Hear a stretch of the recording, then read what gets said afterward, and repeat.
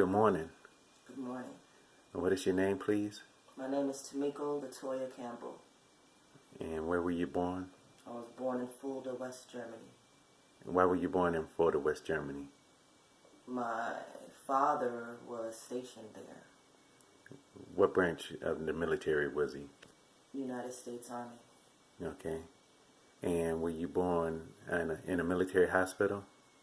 Due to complications during my birth, my mother couldn't give birth to me in a military hospital. So, therefore, the military hospital directed her to the German hospital in which I was born. And how has that affected you in your life so far? Being born in a German hospital, that makes it where I didn't get citizenship automatically.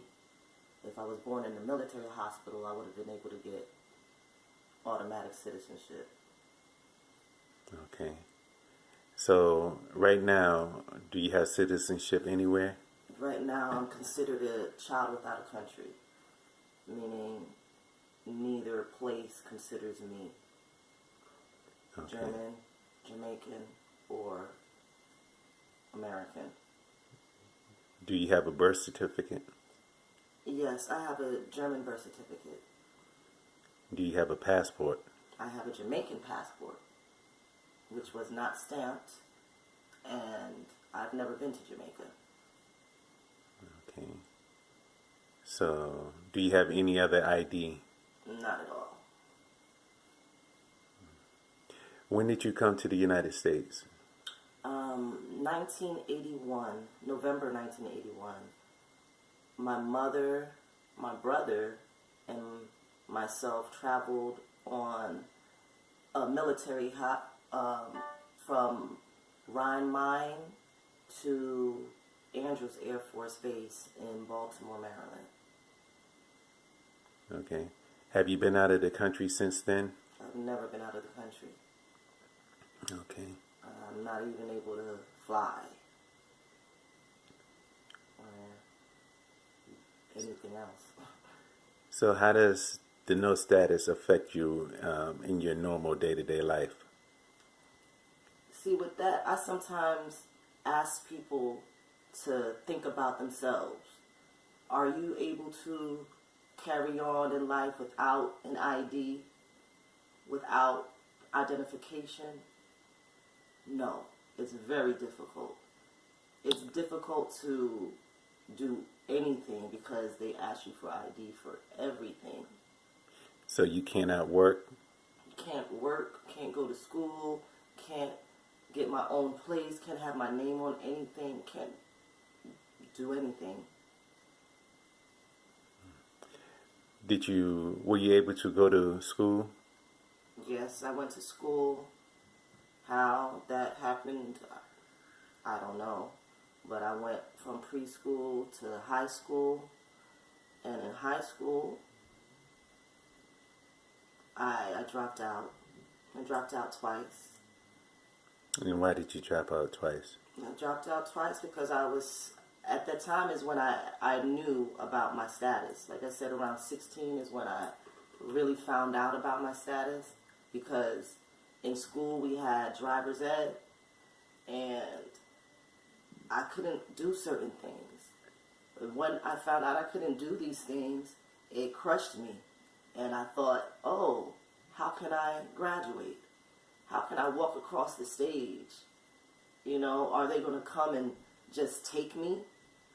You know, so, yeah, that's what happened. Okay. It's scary. I did end up going back to school because they had a program there which was beautiful, which was a GED diploma program. And I did it, and I was able to walk with my class. So that was great to be able to do. It was fulfilling, you know. So how long was your father in the military? He was in the military for 25 years. He was a master sergeant. Yes. Master sergeant. And Is he now? Is he any longer affiliated with the He military? retired at 25 years, and now he works for Homeland Security. So having a father that's been in the military for 25 years and now works for Homeland Security, how does that help you with your status? You would think it would help me. You would think it would help me. But it hasn't. I don't even think it has helped me in any way, shape, or form. You know, I felt that being a child of a military parent, that I would have some sort of status, at least by now, at 39 years of age. But I have nothing, no status. Have you ever looked into getting professional help from attorneys or? Since the age of 16, I have. I've contacted so many different attorneys, even attorneys who've taken my money and ran money that I can't work, so I crochet. I learned to crochet from my grandmother, and I can remember paying an attorney. I think I paid her maybe like $500 because she wanted that at first, to start off. Jamaican lady. And she ran off with my money, and that hurt my heart. But I still didn't give up. I went to the immigration in Orlando, Florida. I went to the immigration in New York City. I was in close contact and worked with Corrine Brown office. She was not the senator. She was the congresswoman. Yes, thank you. She was the congresswoman. And her office helped me. And I continue to work with different people from the senator's office there and the senator's office here in Oregon, which has helped me out a whole lot here. So when you explain your story to these professionals and these attorneys and representatives, what's their normal response? A lot of them actually first a lot of them have tears in their eyes. A lot of them, they feel sorry and they're like they have not come across something like this. That one said, what did she say? That this is a what is the word? A case study. She said this was a case study that they would have to, that like almost like they're gonna huddle and talk about it. Somebody else, they were just so shocked. Actually, not just somebody else, everybody. They were shocked that my father is in the military and I'm still nowhere with this process as far as not having any status. You would think that my father being in the military for 25 years and now working for Homeland Security, that I would have had some sort of status. My father actually became a citizen in '88, but my parents were divorced, and because I wasn't in his custody, I was not able to obtain citizenship through him. And I guess, the parents were having their ongoing, forever disagreements or not liking each other. But to me, that they should get over that, and just take care of this situation. And that's all I've ever wanted them to do, There was a time that me and my mother also have been going in and out of it. We're stronger now, but this paperwork situation has been a strain. It's been a strain on relationships. There's been many people who have taken advantage of me because of the situation. Which is so hurtful. So how does it feel now having as much support from your mother, your your other family members? Did it just It means so much. It means more than they even know. It means so much. You know, for one, for my relationship with my mother to be strong, stronger than it was before, stronger than ever, is the best thing ever for me. You know, um, I just really wish that it was like that with my father. You know, but it's not even a little bit. You know, what are some of the things that you feel like you would have been able to accomplish had you had citizenship? see, those who know me know that I'm a lover of life. I'm a lover of people. You know, whatever I would have been doing something to, help others, no matter what. I feel that if I was in a better position, I can help everyone. Help myself and help everyone. Um, yeah. I just want to be able. That's a big thing for me. Just to be able. Be able to go to school. Be able to get a vehicle on my own, driver's license, be able to have a home with my name, just to be able, you know. A lot of people take a lot of stuff for granted. They take that for granted. And when I see people do that, it crushes me because I'm like, man, I wish I had just a little bit of what you had, as far as ID and, whatnot.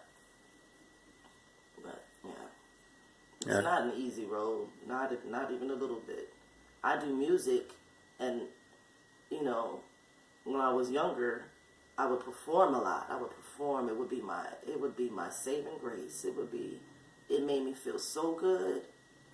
And I remember performing with a crew called Small Axe Crew, and we would perform at the fairgrounds and just different places with big time artists.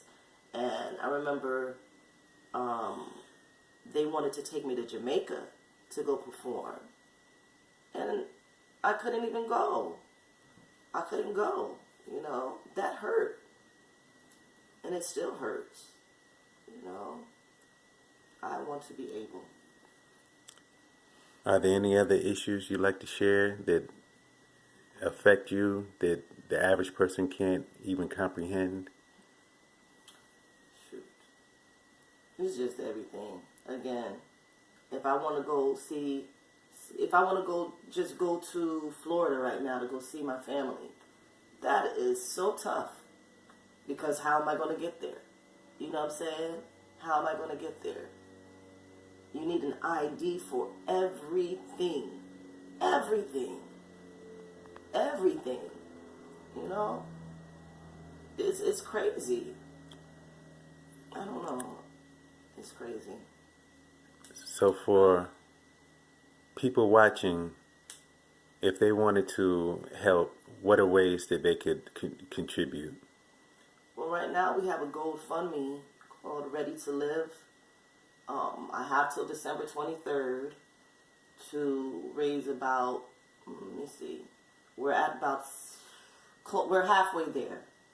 So we need maybe about 1,500 more, and I can get my freedom papers. That's what I call it, my freedom papers, Cash App, PayPal. Okay. What's your Cash App? Cash App right now is $ Paul, Paul, 13. And what's your PayPal? PayPal is oakspaul13 at gmail.com. Okay. And you can always email me if you have any questions, or if you just have anything positive to say. You can email me at Creations Crochet. That's CREATIVE Creations, CREATIONS Crochet, CROCHET @gmail.com. You know, as my grandmother says, every mickle make a muckle. So that means every little bit counts. You know, $1. You know, anything counts. I'm almost there. I've read about different fundraisers where people have had 10,000 followers, and what they would ask is for everyone to send $1. That way no one is stressed. Have you considered any strategies like that? That sounds very interesting. That would be great. That would be great. You know, like I said, every nickel make a muckle. So $1 is just as great as 1,000, you know, to me. Is there anything else you'd like to share? It's not an easy road, and I don't expect people to be pitiful, you know, because I know everybody goes through something. Everybody's going through something. Just understand. Just be kind too, because some people are just so mean and can say the most hurtful things and don't even know the full-on truth. You know, that's the part that hurts a lot, because I've had a lot of people who are close to me who assume that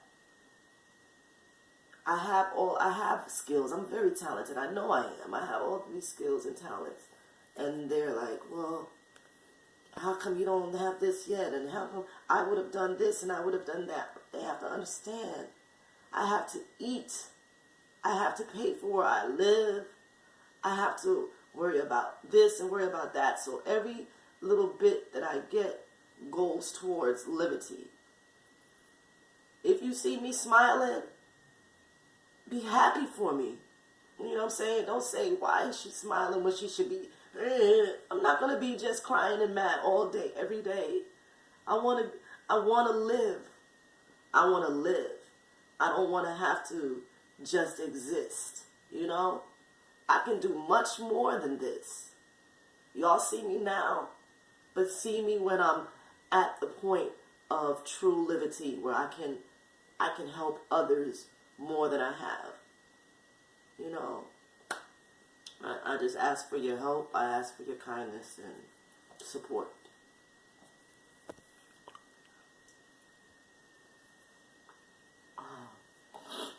Thank you so much for listening to my story.